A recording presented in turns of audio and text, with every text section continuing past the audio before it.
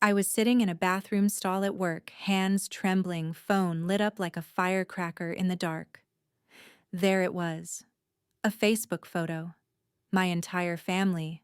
Smiling. Celebrating. Surrounding my little sister Taylor with balloons, cake, and a caption that read, "The only one worth celebrating." That's when something inside me snapped. Not in a loud, dramatic way, but the kind of quiet, cold snap you hear before a frozen branch breaks clean. It was my birthday, and they weren't just ignoring it. They were throwing her a party. On my day. I tapped out a comment, just 2 words. Nice cake.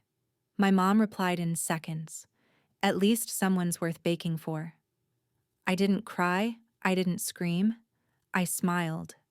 Then I transferred $500 out of a shared bank account I never consented to, typed 2 emails, and started a process that would blow the lid off 28 years of being invisible in my own family. If you've ever felt like the responsible one who always gets left behind, stay with me. Because this is the story of the day I stopped being their doormat and finally walked out on my own terms. I wasn't expecting much for my birthday. Never really did. Maybe a couple of texts. A call from my dad if my mom reminded him. My best friend would probably Venmo me $10 with a cupcake emoji. That's how it had always been. I'd stopped wishing for anything more. But this was a gut punch. While I sat alone at my desk picking at a sad salad and pretending I didn't care, my phone buzzed with the notification that changed everything. My sister Taylor was being celebrated in full Technicolor glory in our parents' living room. With the birthday banner, the one we only brought out for special occasions, balloons, gifts, a cake lit up like Times Square. The caption, "The only one worth celebrating." I felt the blood drain from my face, not just because it was my birthday, but because everyone was there. My mom beaming, my dad arm around Taylor, even Grandma June, who couldn't travel anymore. No one had called me. No one had even sent a text.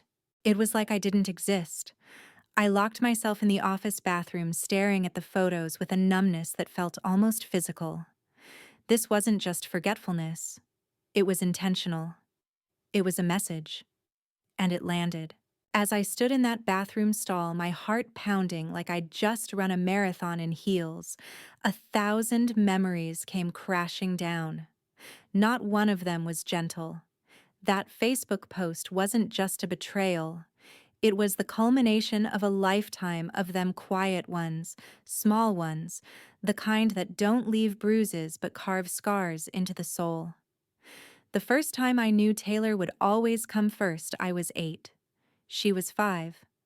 I'd just won the school spelling bee, beat out 6th graders with words like photosynthesis and unanimous. I was practically levitating with pride when I burst through the front door, certificate in hand, ready to show my parents. My mom didn't even look up from the couch. "Not now, Rachel," she said, sipping her wine. "Taylor learned a new dance routine today." My dad clapped. "Let's see it, sweetheart." I stood in the hallway, the certificate drooping in my hand, while Taylor spun in lopsided circles in the living room. They clapped like she was on Broadway. That night, I taped my certificate to the fridge myself. The next morning, it was gone. Replaced by one of Taylor's finger paintings, a mess of pink and glitter that barely looked like anything. I remember staring at that refrigerator door for a long time, something cold settling in my chest. That was the moment I think that I stopped expecting applause. But it didn't stop me from trying. My 16th birthday was marked with a grocery store cake after dinner. "We just couldn't swing a party this year," my mom had said. 3 years later, Taylor's Sweet 16 was a production straight out of a teen movie DJ photo booth, a dress that cost more than my first semester of community college. When I asked why the difference, my dad just shrugged. "Your sister's more social. She needs things like this." As if my needs weren't real just because I didn't beg for attention. In high school, I busted my ass. Straight A's. Student council. Yearbook editor. I applied to Northwestern and got in partial scholarship. My parents came to graduation but left before the after party because Taylor had a bit part in her freshman play. You understand, right? My mom said, squeezing my shoulder. This is a big night for your sister. I nodded. I always nodded. While I waitressed and studied and juggled loan payments in college, Taylor floated from major to major at Boston University, fully funded by my parents. She changed her major 4 times. I changed my clothes in gas station bathrooms between shifts. She's not as focused as you, my dad said on one rare phone call. She needs the help more. Being the responsible one sounds like a compliment until you realize it's just a way to justify giving everything to someone else. I graduated summa cum laude in accounting. My parents attended the ceremony, sure, but they spent half the time talking about Taylor's semester abroad in Barcelona. At dinner, they cut things short. Taylor's flight lands in 2 hours, my mom said. We have to pick her up. No toast, no speech. Just a check, please, and let's go. The older I got, the clearer it became. Every sacrifice I made was expected. Every effort Taylor made was extraordinary. I was the default setting. She was the chosen one.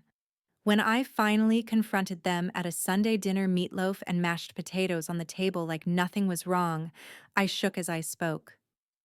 Do you even realize how unfair this has been? I asked. How I've always been the backup plan, the one who doesn't get celebrated, doesn't get asked how I'm doing unless it's convenient. My mom blinked. Rachel, don't be dramatic. My dad added. You've always been the strong one. As if strength was immunity. As if being strong meant I didn't need love, or cake, or acknowledgement. Taylor, of course, rolled her eyes. Not everything's about you, she muttered. But that was the thing, it never was. That was the whole point. Even when I got promoted to senior accountant last year, something I worked years for, something that actually mattered to me, I called to share the news and barely got 2 words out. That's nice, honey, my mom interrupted. Guess what? Taylor's dropping out of grad school. Isn't that brave? She's going to find herself. They were proud of her for quitting, for knowing what she needed, for quitting. I passed the CPA exam, worked full-time and studied nights and weekends for months. They didn't even mention it at Thanksgiving. But when Taylor quit her 3rd job that year because it wasn't fulfilling, my dad promised to help cover her rent. It was like watching a magician pull endless handkerchiefs from a hat. There was always more support, more sympathy, more second chances for her. For me, there was just silence. So I smiled. I sent thoughtful gifts. I called on Sundays. I remembered everyone's birthdays, even when mine was forgotten like clockwork. And then this year, I finally reminded them. My birthday's next Tuesday, I said on our weekly call. Maybe we could do dinner that weekend. Oh, sweetie, my mom replied. Taylor needs help moving furniture Saturday. We're busy. What about Sunday? I asked. Let me check and get back to you. She never did. But she did have time to plan a surprise party for Taylor.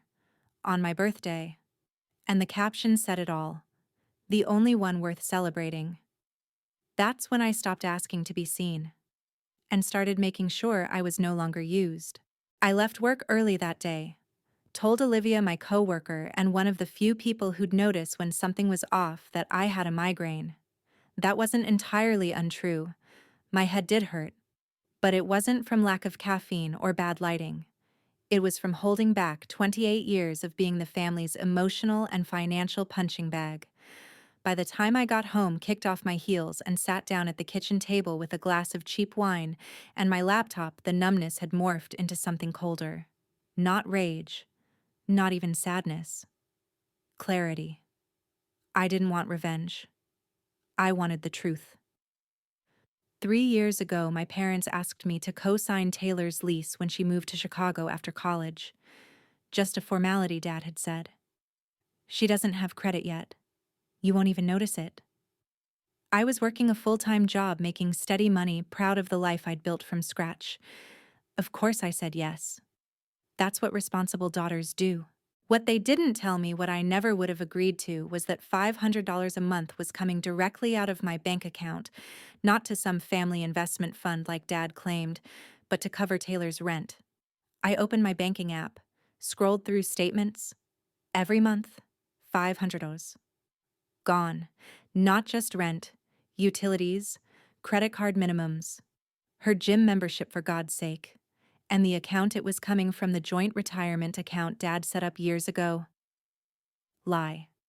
A beautifully packaged scam that funneled my hard-earned money into supporting a grown adult who couldn't hold down a job for more than 6 months. Taylor wasn't struggling to find herself. She was vacationing in denial on my dime. I felt sick, not just at the money, but at the betrayal. They didn't even ask. They just assumed I'd handle it. Like always. I pulled up the lease agreement and read it line by line, stomach in knots. And there it was, in plain, unforgiving legalese. I wasn't just the co-signer. I was the primary tenant. Taylor was listed as an approved occupant. So from the landlord's perspective, I wasn't just helping my sister. I was the one renting the damn place. I was legally responsible if she defaulted, trashed the apartment, skipped town. And the landlord had no idea we were sisters. I called Tyler Williams, my financial advisor, the guy who helped me invest my bonus last year, who never sugarcoated anything. Tyler, I said. When he answered, I need to untangle myself from something. Financially. And fast. For the next hour, he walked me through my options. I took notes like my life depended on it, because in a way it did. Yes, you're the leaseholder, he said. But if you submit a 30-day written notice and stop automatic payments, you can legally remove yourself after that period. She'll either have to requalify or move out. And the joint account, you can freeze or close it, your name is on it. They'll be notified, though. That's fine, I said. Let them be notified. He paused. Rachel, this feels sudden. Are you sure this is how you want to handle it? I've never been more sure of anything in my life. After we hung up, I did something I hadn't done in years. I Googled tenant rights in Illinois. Then how to terminate lease early as primary tenant. Then what happens if co-signers want out? I read everything. I wasn't going to be caught off guard again. Next, I looked at Taylor's lifestyle. The apartment she lived in was way out of her actual price range. I knew what she made at the gallery. It was barely above minimum wage, and she worked part-time. The math didn't add up. It only worked because I was the invisible scaffolding holding it all together. And that scaffolding was about to come down. For a split second, I hesitated. Was I overreacting? Was this about a Facebook post, a forgotten birthday? No. This was about 28 years of being the afterthought. This was about being exploited without consent. I reopened the Facebook post. Taylor smiling. The caption, the only one worth celebrating. Then my mom's comment. At least someone's worth baking for. Yeah. I wasn't overreacting. I was finally reacting. I grabbed a pen and made a list. Cancel all auto payments tied to Taylor's apartment. Email the landlord with official 30-day notice. Notify my parents in writing that I was done. I wasn't going to cry. I wasn't going to beg. I wasn't even going to argue. I was going to remove myself. From the apartment. From the lies. From the role they'd shoved me into since I could spell sacrifice. By midnight, the emails were drafted. By 1:00 a.m., I hit send. Not with anger, but with peace. This wasn't revenge. This was reclamation. The next morning, I woke up early, made a strong cup of coffee, and labeled a folder on my desktop Financial Independence. Because that's what this really was. Not an exit. An arrival. The morning after I sent the emails, I felt still. Not happy. Not sad. Just still, like I'd been holding my breath for decades and was finally letting it out. I brewed coffee, sat at my kitchen table, and stared at my inbox. No replies yet. But silence for once felt like power. By 10 a.m., I froze the joint account. By noon, I changed every password, banking, email, even Netflix. I removed my parents as emergency contacts, booked an appointment with my notary to update my will, cut the last thread of shared responsibility I hadn't even known was tangled around my life. That night, I walked to the bakery down the block and bought myself a birthday cupcake. Chocolate with salted caramel, a swirl of frosting, and a single candle. I lit it, sat in silence, and whispered, "Happy birthday, Rachel," the first time I'd ever really meant it. 3 days passed. No word. Day 4, the silence shattered. A text from Taylor at 10:37 a.m. Some banking error. My rent didn't go through. Can you check I typed without hesitation? Not an error. I've discontinued payments. Please talk to mom and dad. 3 dots blinked. Disappeared.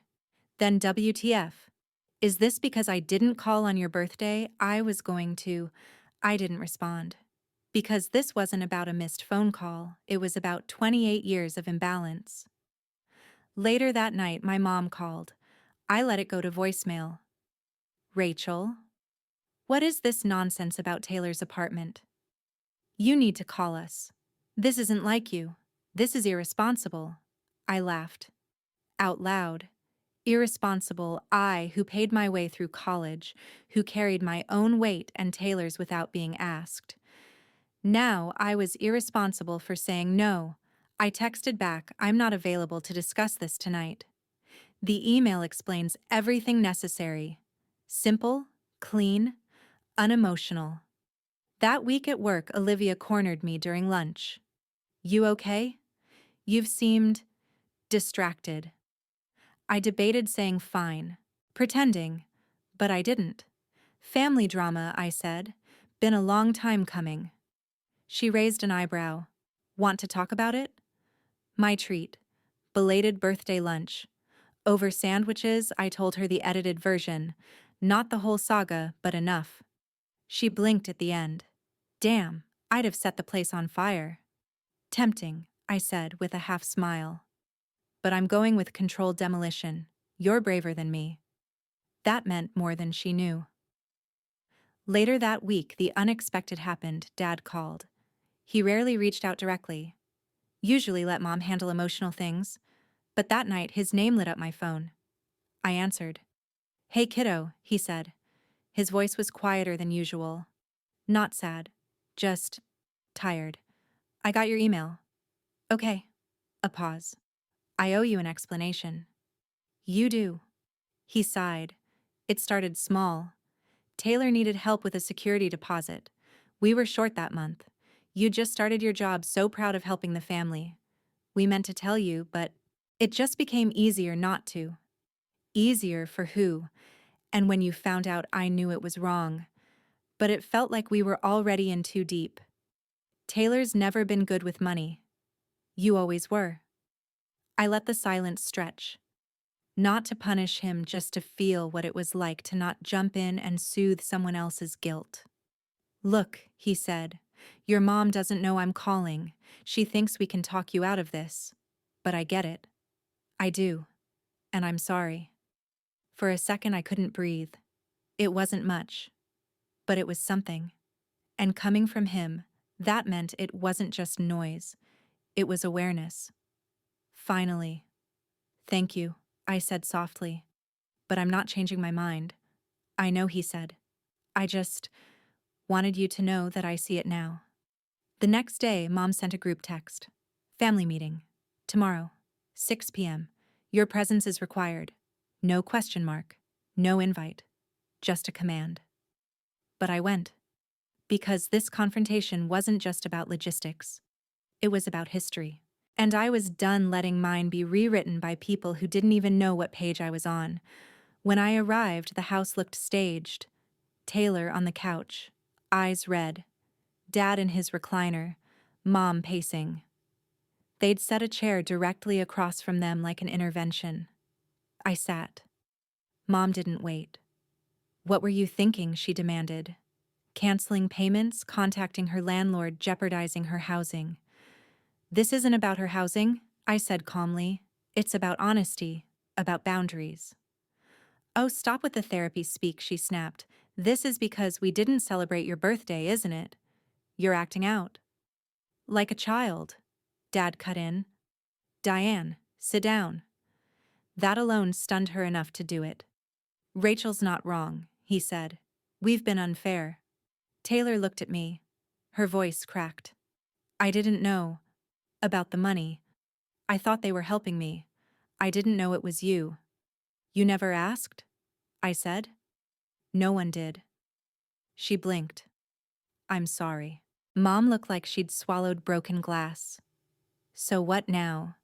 You just walk away from your family? No, I said. I draw the line. This isn't about punishment, it's about finally valuing myself. And I meant it. This wasn't a war. It was a declaration. I didn't want to hurt them. I just wasn't going to bleed for them anymore. I sat in the armchair they'd clearly staged for me, facing the entire family like I was on trial. Taylor clutched a tissue, eyes glassy. Dad looked weighed down like the years were finally pressing against his spine. And Mom arms crossed jaw-locked. A brick wall in pearls. We need to talk about what's been going on. Dad started clearing his throat like it might clear the air. I opened the folder I'd brought. No yelling, no drama, just facts. Mom narrowed her eyes. What is that, receipts? I said. Literally. Rachel, Taylor started. I held up a hand not to silence her but to keep my center. I had waited my whole life to speak. I wasn't going to let emotion hijack it now. I'm not here to destroy anything I said. But I am here to stop pretending. Mom scoffed. Over a birthday, I locked eyes with her. No. Over 28 years of being invisible. Silence. You threw a party for Taylor. On my birthday. You said she was the only one worth celebrating. That's not just forgetfulness. That's a pattern. It wasn't a party for her birthday, Taylor muttered. It was because I sold my first piece at the gallery. I nodded. Great. But none of you thought to mention it was also my birthday? Not even a text? Mom waved it off. You've never cared about birthdays. I stopped caring, I said, voice rising just enough. Because no one else did. I trained myself to stop needing things you weren't willing to give. That's not fair, Dad said softly. We supported you through school. I pulled out my student loan summary. $42,000.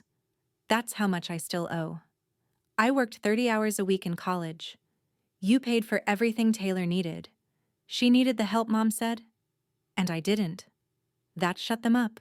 You've spent your lives propping Taylor up while expecting me to carry myself and her. She quits jobs, changes majors, moves apartments, and you treat it like it's bravery. I succeed quietly, and you treat it like it's automatic. Dad sighed. We never meant. But you did, Dad, I interrupted. Every time you left early, every celebration you skipped, every dollar you funneled to Taylor without telling me that was the message. That I'm fine. That I don't need love or praise or help because I can handle it. Taylor whispered I didn't know. I looked at her. I know. That's the problem, Mom finally snapped. So what, Rachel? What do you want? An apology for us to throw you a damn party. No, I said, standing up and placing the folder on the coffee table. I want acknowledgement. I want you to admit that this family has operated on a broken system, one where Taylor's needs mattered more than mine, and my success was used as an excuse to neglect me. And if we don't, Mom's voice was flat like a dare. Then you don't get access to me anymore, I said.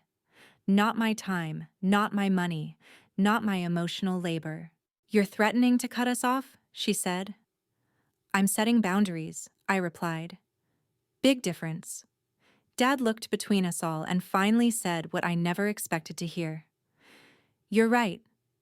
Mom's head snapped toward him. Excuse me. She's right, he said again slower. We've taken her for granted.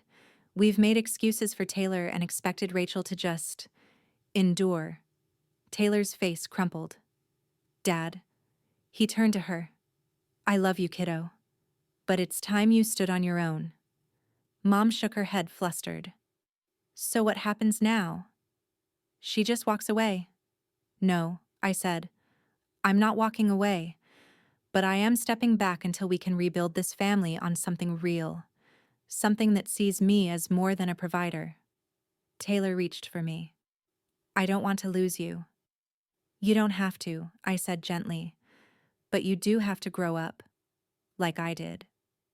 There was a long silence. One of those charged ones where the air feels heavy and everyone knows the ground has shifted but no one's ready to admit it. Then quietly, my dad said, "Thank you for telling us the truth." And for the first time in my life, I believed he actually meant it. Healing didn't happen in one conversation. It never does. That night at my parents' house didn't fix everything. It cracked things open. It let in air. It gave truth a seat at the table, but real change that came slow, uneven, like walking across a frozen lake one cautious step at a time.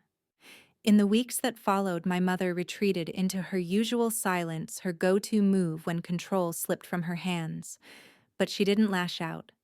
Not anymore. She didn't call me selfish or dramatic. She just went quiet. Then came the whispers from extended family. Aunt Lisa called. "Your mom's worried about you. She says you're having some kind of breakdown."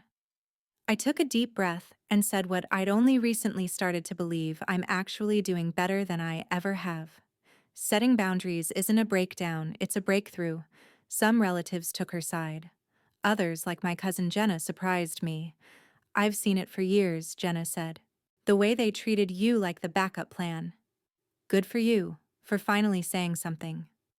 It was strange and empowering hearing someone say it out loud who wasn't me. It made me feel less alone. Dad, true to his word, began to show up not with gifts or grand gestures, but with presence. He called to ask about my job, my goals. He even started therapy. "I want to understand why I let it go on so long," he told me one Saturday morning over coffee. "I thought I was doing what dads are supposed to do, protect the one who struggles. But I didn't realize I was neglecting the one who succeeded." I didn't say anything. Just reached across the table and squeezed his hand. Taylor changed too. Slowly, stubbornly. At first her texts were messy half-apologies laced with passive aggression, but over time, they shifted. She got a roommate, took on a second job. "I budgeted for groceries this week," she told me during one call. Like actually budgeted. Progress. 3 months after the confrontation, my mom emailed me. Short, stiff. But it was something. "Your father suggests family therapy. I don't agree with all your accusations, but I'm willing to attend for the sake of the family." It wasn't an apology, but it was a crack in the door. I said yes. At our first session, our therapist, Dr. Holloway, asked us all to name what we hoped to get from the experience. "I want to stop feeling like I'm the villain just because I finally said something," I told him. "I want to feel like I'm allowed to take up space in my own family." My mother didn't respond, but she didn't interrupt either. And that in itself was new. Over time, we began rebuilding not from where we left off, but from somewhere new. Honest, uncomfortable, real. My 29th birthday arrived like a soft exhale, 2 weeks before my mom called. "Your father and I would like to take you to dinner." Nothing big, just us. Just a celebration. I blinked. A celebration. For me. Taylor came too, but she didn't dominate the evening. My mom gave me a necklace that had belonged to my grandmother. My dad gave me a card. Inside was a check for the exact amount of my student loans. "We can't fix the past," he said, his voice steady. "But we can honor it. And honor you." After dinner, Taylor gave me a scrapbook. Hand-cut pages, old ticket stubs, and tucked between them my spelling bee certificate from 2nd grade. The one that had vanished from the fridge all those years ago. "I took it," she admitted. "I was jealous. You were always so good at everything. I wanted to be the special one too." She looked me in the eye. "I'm sorry, Rachel. For that." and for so many other things. I cried. We both did. Forgiveness, it turns out, doesn't roar. It whispers. It roots itself slowly. But it grows. 6 months later, Taylor called me buzzing with excitement. "I'm buying my first condo," she said. "I saved for the down payment myself. Would you come see it with me?" She didn't expect help. She asked for support. That more than anything told me we were becoming something healthier. I said yes. And when she picked a place, I offered a small gift. Not out of obligation, but out of choice. Just enough, I told her, to ease your monthly payments. If you want it. She did. Not because she needed saving, but because now we were standing side by side, not one of us propped up by the other, but both finally walking on our own. So maybe this story sounds familiar to you? Maybe you've been the strong one, the quiet one, the one who never asked but always gave. Maybe you're sitting there thinking, "That's me. If you know this, your worth isn't measured by what you provide. You deserve to be seen, heard, and celebrated, not for what you do, but for who you are." Thank you for sticking with me through this journey. If this story resonated with you, leave a comment below. Tell me your version. What boundaries have you had to set? What did standing up for yourself look like? Like, share, and hit that subscribe button. Because sometimes the most powerful thing you can do is choose yourself. And when you do, you just might find that the people who truly matter will meet you there.